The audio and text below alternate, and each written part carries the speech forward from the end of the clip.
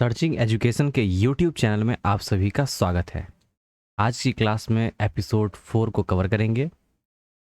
हिमालय। आइए देखते हैं हिमालय के बारे में इम्पोर्टेंट पॉइंट्स।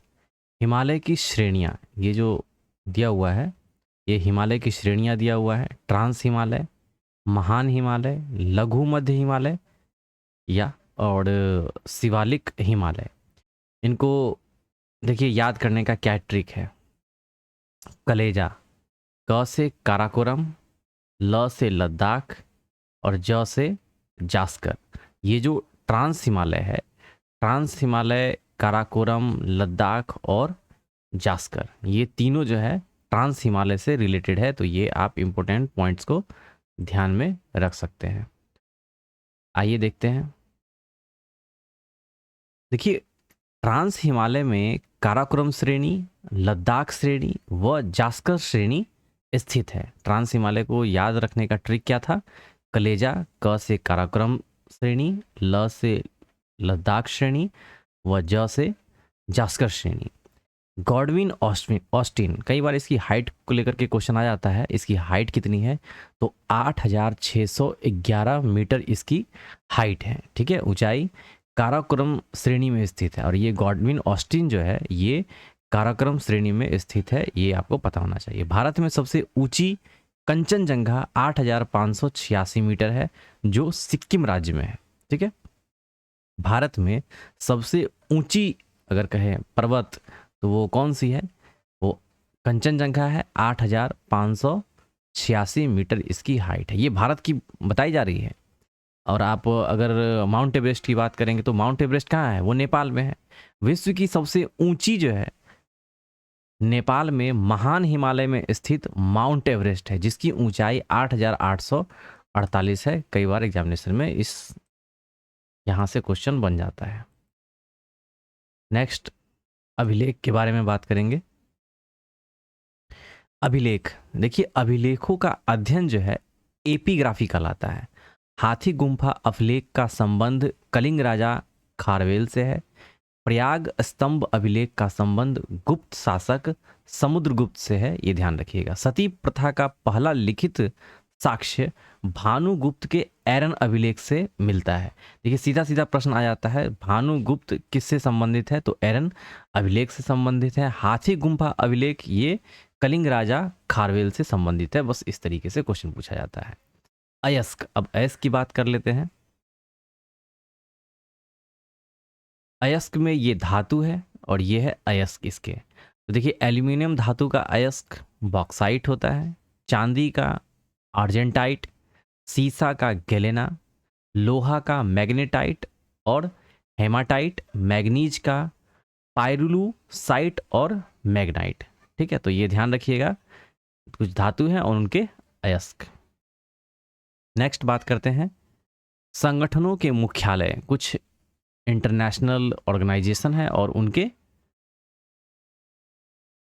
हेडक्वार्टर। तो आइए देख लेते हैं। पहला है एशियाई विकास बैंक, यानी कि एशियन डेवलपमेंट बैंक, एडीबी का जो मुख्यालय ये कहाँ पे है? ये मनीला फिलीपींस में है इसका हेडक्वार्टर। संयुक्त राष्ट्र पर्यावरण कार्यक्रम यूएनईपी, इसका जो मुख्यालय है वो है नैरोबी केन्या में है। दक्षिण एशियाई क्षेत्रीय सहयोग संगठन यानी कि सार्क, SAARC, सार्क का हेडक्वार्टर जो है ये काठमांडू नेपाल में है। विश्व व्यापार संगठन WTO यानी कि वर्ल्ड ट्रेड ऑर्गेनाइजेशन, इसका मुख्यालय जिनेवा स्विट्जरलैंड में है। विश्व स्वास्थ्य संगठन, इसका हेडक्वार्टर भी जिनेवा स्विट्जरलैंड में है। संयुक्त राष्ट्र विकास कार्यक्रम UNDP, इसका मुख्यालय न्यूयॉर्क संयुक्त राज्य अमेरिका में है। अंतर्राष्ट्रीय मुद्रा कोष की बात करें तो इसका जो हेडक्वार्टर है ये वॉशिंगटन DC यानी कि USA में है, ये आप ध्यान रखिएगा। UNFCCC, इसका हेडक्वार्टर कहाँ है? बॉन, जर्मनी में है, तो ये ध्यान रखिएगा। अब देखिए यहाँ पे जो ये पॉइंट्स मैंने लगा रखा है COP1, ये एक्चुअल में क्या है? तो COP का फुल फॉर्म होता है कॉन्फ्रेंस ऑफ पार्टीज। तो देखिए इसकी जो पहली बैठक हुई थी ये बर्लिन में हुई थी। अभी अब लेटेस्ट एग्जामिनेशन में कौन कौन सा पूछा जा सकता है? अभी लेटेस्ट है COP30 जिसका बैठक जो हुआ था ये हुआ था ब्राज़ील में। कोप 29 बाकू अज़रबैजान में। कोप 28 यूएई में। इस तरीके से क्वेश्चन पूछा जा सकता है लेटेस्ट में। कोप 30 कहाँ पे हुआ है, कोप 29 कहाँ पे हुआ है, कोप 28 कहाँ पे हुआ है। ज़्यादा से ज़्यादा 28, 29, 30 ही पूछा जा सकता है। ये आप अपने नॉलेज के लिए पढ़ सकते हैं। तो कोप 26 ग्लासगो स्कॉटलैंड। कोप 27 इजिप्ट में। कोप 28 याद रखिएगा यूएई। कोप 29 बाकू अजरबैजान और कोप 30 ब्राज़ील। तो ये कुछ कॉन्फ्रेंस ऑफ पार्टीज थे और उनकी बैठक स्थल। नेक्स्ट,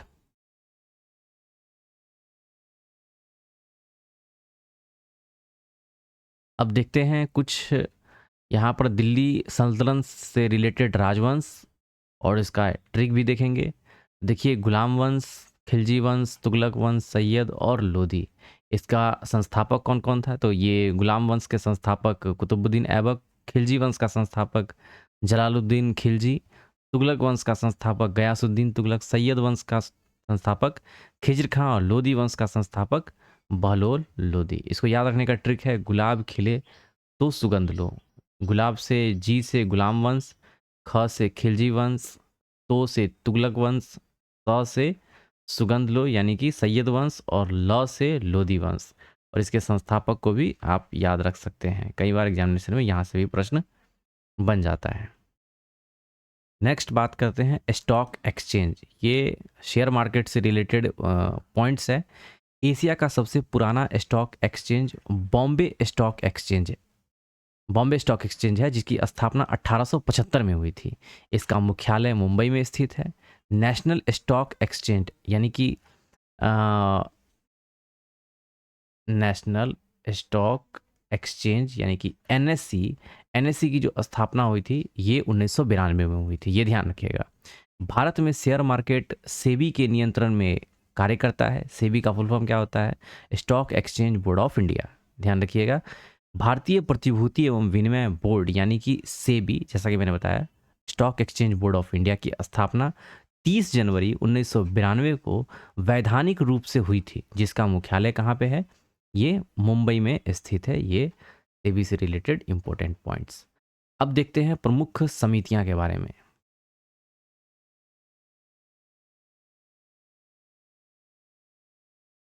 यहाँ पे आप देखेंगे नरसिम्हन समिति। देखिए, नरसिम्हन समिति का जो संबंध है वो बैंकिंग क्षेत्र में सुधार से संबंधित है। कई बार प्रश्न पूछा जाता है, तो ये भी आप ध्यान रखिएगा। नेक्स्ट है आबिद हुसैन समिति, ये लघु उद्योग से संबंधित है। माधव गौडगिल समिति, ये पश्चिमी घाट से। विजय केलकर समिति, वेरी वेरी इंपॉर्टेंट, जीएसटी से संबंधित है। जीएसटी 2017 से लागू होता है। आपको बताना है कॉन्स्टिट्यूशन अमेंडमेंट के बारे में, कौन सा संविधान संशोधन हुआ और इसको मतलब लागू किया गया, जीएसटी को लागू किया गया, तो आपको बताना है। राजा चलैया समिति कर सुधार से। रेखी समिति अप्रत्यक्ष कर से संबंधित है। रंग राजन समिति गरीबी से संबंधित है। सुरेश तेंदुलकर समिति, ये भी गरीबी से संबंधित है। शिव रमन समिति, ये नाबार्ड की स्थापना से संबंधित है, ये ध्यान रखिएगा। तो ये महत्वपूर्ण समितियां हैं कुछ। उसके बाद है महाजन समिति। देखिए, महाजन समिति का संबंध चीनी उद्योग से है। संथानम समिति का संबंध सतर्कता आयोग की स्थापना से है। भगवती समिति का संबंध बेरोजगारी से है। कस्तूरी रंगन समिति, वेरी वेरी इंपॉर्टेंट, कस्तूरी रंगन समिति का संबंध शिक्षा से है। और न्यू एजुकेशन पॉलिसी यानी कि एनईपी जो लागू होता है वो 2020 से लागू होता है, तो ये भी आप ध्यान रखिएगा। खुसरो समिति कृषि ऋण प्रणाली से संबंधित है। तो ये कुछ समितियां थी और उनसे संबंधित पॉइंट्स। नेक्स्ट है जल परियोजना। अब देखिए, दुलहस्ती परियोजना जो है, दुलहस्ती परियोजना किस नदी पर है? तो चिनाब नदी पर है। और किस राज्य में है? जम्मू कश्मीर में। तो ये ध्यान रखिएगा, किस राज्य में और किस नदी पे, दोनों इंपॉर्टेंट है। फरक्का परियोजना गंगा नदी पर है और ये पश्चिम बंगाल में है। तुलबुर परियोजना ये झेलम नदी पर है और ये कहाँ पे है? जम्मू कश्मीर में। हीराकुंड परियोजना महानदी पर है और ये किस राज्य में है? उड़ीसा में है, ठीक है। और काकड़ापाड़ा ताप्ती नदी पर है और ये गुजरात में है ना। काकड़ापाड़ा आपने पढ़ा होगा, तो ये यहाँ पर मैं आपको न्यूक्लियर पावर प्लांट भी आपको देखने को मिलेगा। माता टीला परियोजना ये बेतवा नदी पर है उत्तर प्रदेश में, और उत्तर प्रदेश में न्यूक्लियर पावर प्रोजेक्ट जो है, मतलब प्लांट जो है, वो है नरोड़ा, ठीक है। तो ये ध्यान रखिएगा। नाथपा झाकड़ी परियोजना ये सतलज नदी पर है, ये किस राज्य में है, तो ये हिमाचल प्रदेश में है। तो ये कुछ इंपॉर्टेंट्स परियोजनाएं थी। कैसी परियोजनाएं, तो ये जल परियोजनाएं थी। दुलहस्ती परियोजना, फरक्का परियोजना, तुलबुल, हीराकुंड, काकरापाड़ा, माता टीला परियोजना। और काकरापाड़ा से रिलेटेड मैंने बता दिया, जो न्यूक्लियर पावर प्लांट भी काकरापाड़ा में गुजरात में है, ये ध्यान रखिएगा। उत्तर प्रदेश में नरोड़ा न्यूक्लियर पावर प्लांट है। तो ये कुछ इंपॉर्टेंट पॉइंट्स हैं। नेक्स्ट,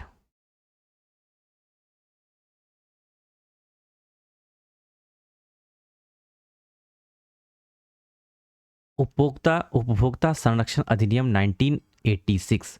अब देखिए, इस अधिनियम को 24 दिसंबर 1986 में लागू किया गया था। इसका उद्देश्य क्या था, तो उद्देश्य था उपभोक्ता अधिकारों को बढ़ावा देना, और प्रतिवर्ष 24 सितंबर को राष्ट्रीय उपभोक्ता संरक्षण दिवस मनाया जाता है। ये आप ध्यान रखिएगा। 15 मार्च को हर साल विश्व उपभोक्ता संरक्षण दिवस मनाया जाता है। दोनों आपको याद रखना है। एक तो राष्ट्रीय राष्ट्रीय जो इंडिया के लेवल पे सेलिब्रेट किया जाता है, तो वो कब किया जाता है, 24 दिसंबर को। और 15 मार्च को पूरे वर्ल्ड लेवल पे विश्व उपभोक्ता संरक्षण दिवस मनाया जाता है। तो ध्यान रखिएगा। वर्षा की बूंदों का गोल होना, ये किसके वजह से होता है, तो पृष्ठ तनाव, मतलब पृष्ठ तनाव का ये एक उदाहरण है, वर्षा की बूंद का गोल होना। वॉशिंग मशीन का कार्य करना, दूध से मक्खन बनाना अपकेंद्रीय बल का उदाहरण है। पूछ लिया जाता है ये किस, मतलब इससे रिलेटेड क्वेश्चन पूछा जाता है, दूध से मक्खन बनाना इसका मतलब किसका उदाहरण है, तो अपकेंद्रीय बल का उदाहरण है। वॉशिंग मशीन का कार्य करना ये किसका उदाहरण है, तो अपकेंद्रीय बल का उदाहरण है। तो ये फिजिक्स से रिलेटेड कुछ पॉइंट्स था। अब बात करते हैं शिक्षा। देखिए, शिक्षा का उल्लेख भारतीय संविधान के आर्टिकल 21A में और 51A मूल कर्तव्यों में किया गया है। शिक्षा संवर्ती सूची का विषय है। आपने पढ़ा होगा पॉलिटी में, राज्य सूची, संघ सूची और संवर्ती सूची। तो जैसे कुछ पॉइंट्स होते हैं, है ना। जैसे यहाँ पे शिक्षा दिया हुआ है, तो शिक्षा संवर्ती सूची का विषय है। वर्ष 2009 में शिक्षा का अधिकार अधिनियम, राइट टू एजुकेशन एक्ट बनाया गया, जिसको 1 अप्रैल 2010 से लागू किया गया। सीधा सीधा प्रश्न आ जाता है, RTE कब से लागू है, तो ये 1 अप्रैल 2010 से लागू किया गया है। राष्ट्रीय शिक्षा नीति यानी कि न्यू एजुकेशन पॉलिसी, इस नीति ने वर्ष 1986 की शिक्षा नीति की जगह ली। और ये जो नीति है, ये मतलब इसका जो इस नीति का मसौदा है, ये कस्तूरी रंगन समिति ने तैयार किया था। इससे पहले हमने जब समिति हम देख रहे थे, तो वहाँ पे आपने देखा होगा न्यू एजुकेशन पॉलिसी 2020 के बारे में मैंने बताया था, तो वो किससे संबंधित है, कस्तूरी रंगन समिति से संबंधित है। ये वेरी वेरी इंपॉर्टेंट है, ठीक है। नेक्स्ट है, इस शिक्षा नीति ने स्कूली शिक्षा को 4 चरण में बांटा है, 5, 3, 3, 4, ठीक है। तो ये आप ध्यान रखिएगा। 4 चरण कौन कौन से हो जाएंगे, 5, 3, 3 और 4। नेक्स्ट है, इस नीति को देश में 29 जुलाई 2020 में लागू किया गया, और इस शिक्षा नीति को लागू करने वाला पहला राज्य जो है वो कौन सा है, कर्नाटक है। तो ध्यान रखिएगा। नेक्स्ट है, अब एपिसोड 4 के प्रश्न हो चुके हैं, जो भी पॉइंट्स थे, और एपिसोड अब 5 देखेंगे यहाँ से, ठीक है। पौधे, देखिए, हरित लवक में मैग्नीशियम पाया जाता है, ये तो आपको पता होगा। हरित लवक को क्लोरोफिल भी कहा जाता है। हरित लवक पौधों में पाया जाने वाला हरे रंग का एक पिगमेंट है। क्या है, वर्णक है। पौधे उत्पादक व स्वपोषी होते हैं। पौधे क्या होते हैं, उत्पादक होते हैं और स्वपोषी होते हैं। टमाटर में लाइकोपीन वर्णक पाया जाता है, यह आपको याद रखना है।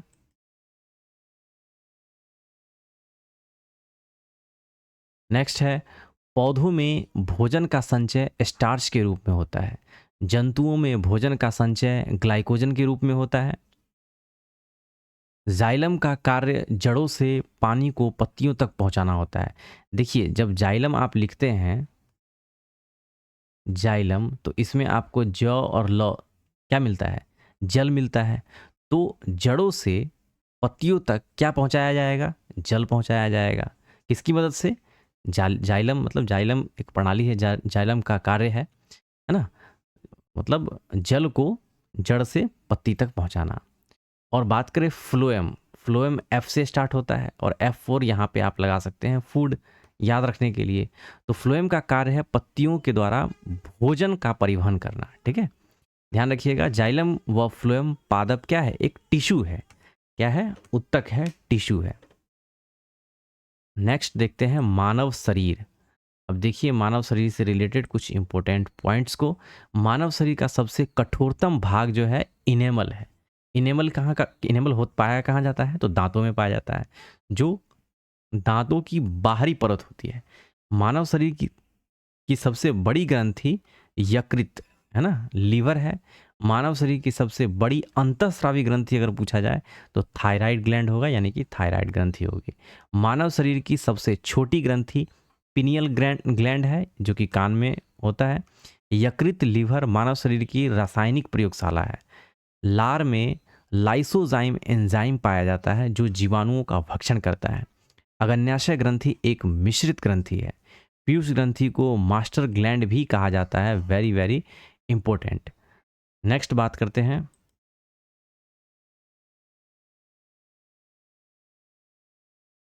एंडी डायूरेटिक हार्मोन, वृद्धि हार्मोन, प्रोलैक्टिन हार्मोन व ऑक्सीटोसिन हार्मोन का स्त्रावन पीयूष ग्रंथि से ही होता है। वेरी वेरी इंपॉर्टेंट, पीयूष ग्रंथि से आप याद रखिएगा।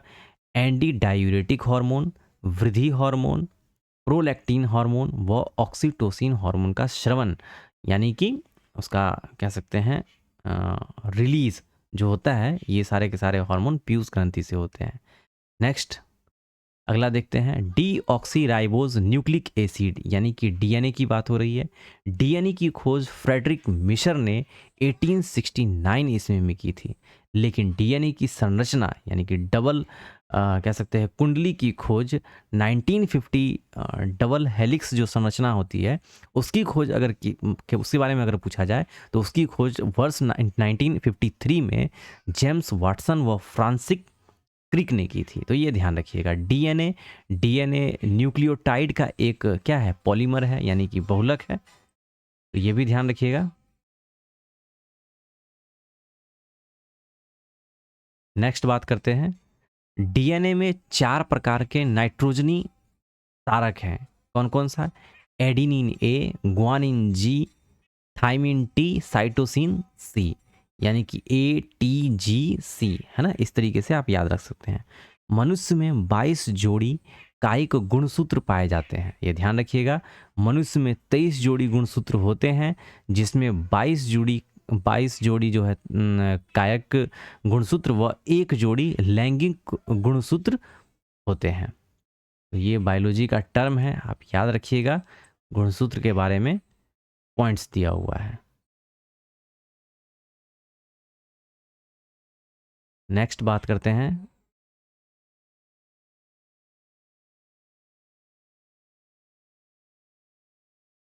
परिवार नियोजन। देखिए पुरुषों में नसबंदी को वैक्सेक्टॉमी कहा जाता है। पुरुषों में जब नसबंदी होती है तो उस टर्म को क्या कहते हैं? वैक्सेक्टॉमी। महिलाओं में नसबंदी को ट्यूबेक्टॉमी कहा जाता है। पुरुषों में टेस्टोस्टेरोन हार्मोन पाया जाता है और महिलाओं में एस्ट्रोजन व प्रोजेस्टेरोन हार्मोन होता है। मस्तिष्क कोशिका यानी कि न्यूरॉन में सबसे कम पुनरुद्भवन क्षमता पाई जाती है।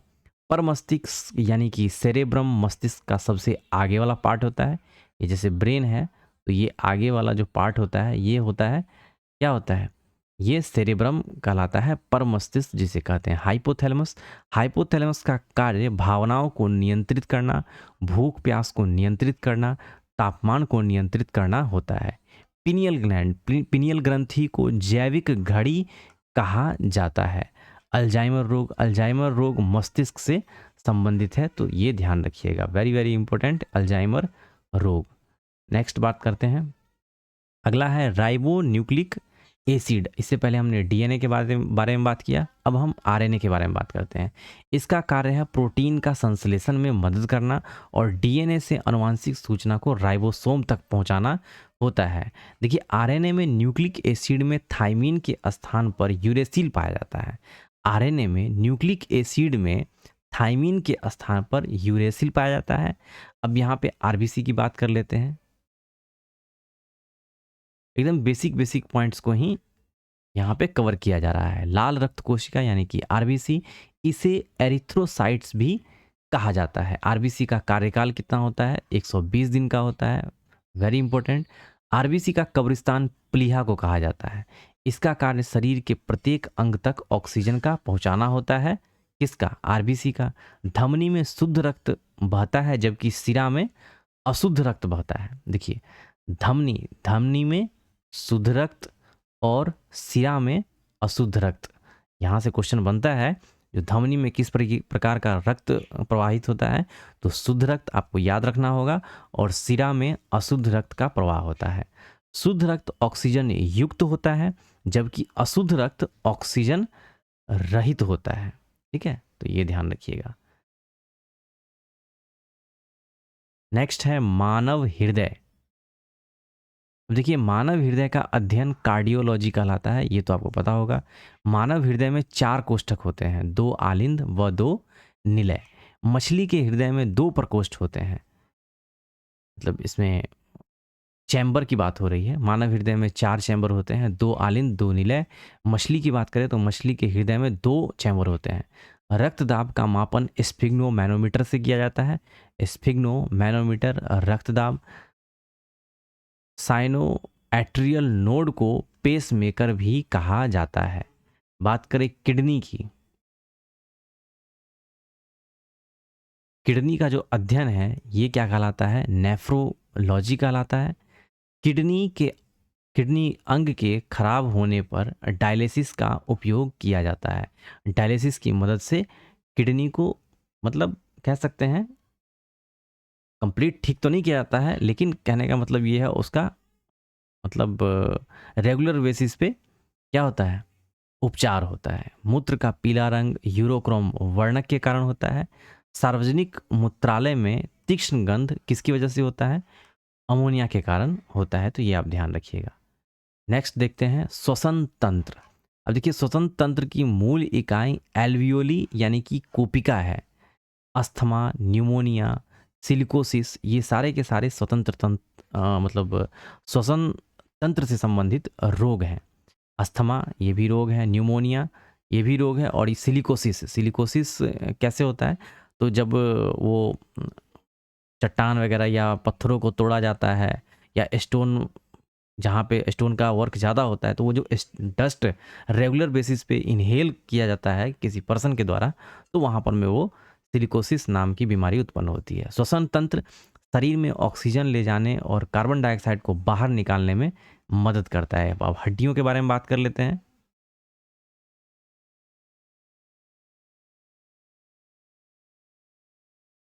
हड्डियां जो होती है ये शरीर को कठोर मतलब शरीर में हड्डियां जो होती है शरीर की कठोर संरचना होती है जो प्रोटीन व खनिज लवणों से बनी होती है। वयस्क मनुष्यों के शरीर में 206 हड्डियां होती है। नवजात शिशु में हड्डियों की संख्या वयस्क की तुलना में अधिक होती है। क्या होता है समय के साथ जैसे जैसे बच्चे बड़े होते हैं तो कुछ ऐसी हड्डियां होती हैं जो छोटी छोटी हड्डियां जुड़ करके एक हड्डी में कन्वर्ट हो जाती है। तो इस वजह से बच्चों में ज़्यादा हड्डी होती है और मनुष्य में फिर क्या होता है वो धीरे धीरे सेट होकर के 206 तक रह जाता है। मनुष्यों के अक्षीय कंकाल में कुल 80 अस्थियां यानी कि हड्डियां पाई जाती हैं। मनुष्यों में 12 जोड़ी पसलियां पाई जाती हैं। मनुष्यों में सबसे बड़ी हड्डी फीमर यानी कि जांग की हड्डी होती है और मनुष्य में सबसे छोटी हड्डी स्टेपीज कान की हड्डी होती है। ठीक है, तो ये ध्यान रखिएगा आप।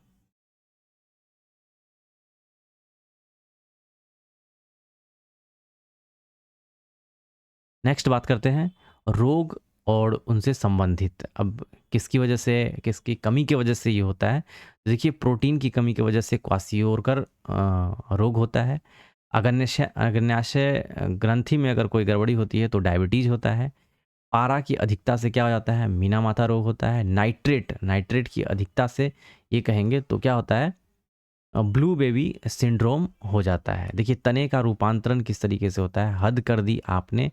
देखिए हल्दी है ना, ये तने का एक रूपांतरण है, इसको याद करने का ये है। हल्दी हल्दी क्या है, तने का रूपांतरण है। उसके बाद द से क्या है, द से अदरक, यहाँ अदरक में द है तो ये अदरक हो जाएगा। क से केसर, और अ से आलू हो जाएगा। प से प्याज हो जाएगा। तो आप याद रख सकते हैं तनों का जो रूपांतरण है वो कौन कौन से ये कह सकते हैं पौधा है, हल्दी का, अदरक का, केसर का, आलू का और प्याज का।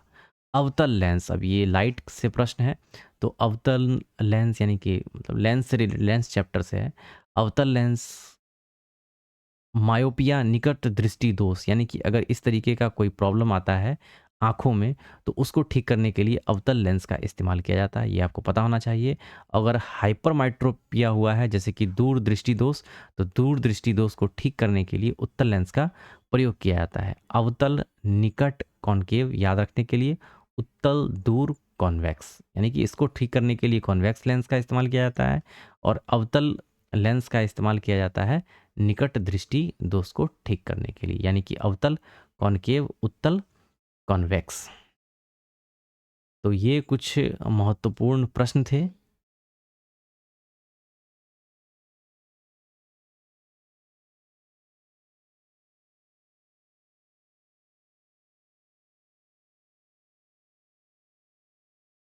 इसमें एपिसोड 4 और एपिसोड 5 को कवर कराया गया है। नेक्स्ट अगले वीडियो में 6, 7 को एक साथ कवर कराने की कोशिश करेंगे। वीडियो में बने रहने के लिए बहुत बहुत धन्यवाद। आगे की वीडियो को रेगुलर बेसिस पे प्राप्त करने के लिए चैनल को सब्सक्राइब कर लें और बेल आइकन को हिट कर दें, जिससे कि जैसे ही वीडियो अपलोड हो तो आपको तुरंत उसका नोटिफिकेशन मिले और वीडियो को आप देख पाएँ। बेसिकली इस बुक को कवर करने का एक ही पर्पस है कि कम से कम समय में ज़्यादा से ज़्यादा चीज़ों को अच्छे से कवर किया जा सके। अगर आपके पास बुक है तो आप रेगुलर बेसिस पे इस बुक को पढ़िए, समझिए, देखिए।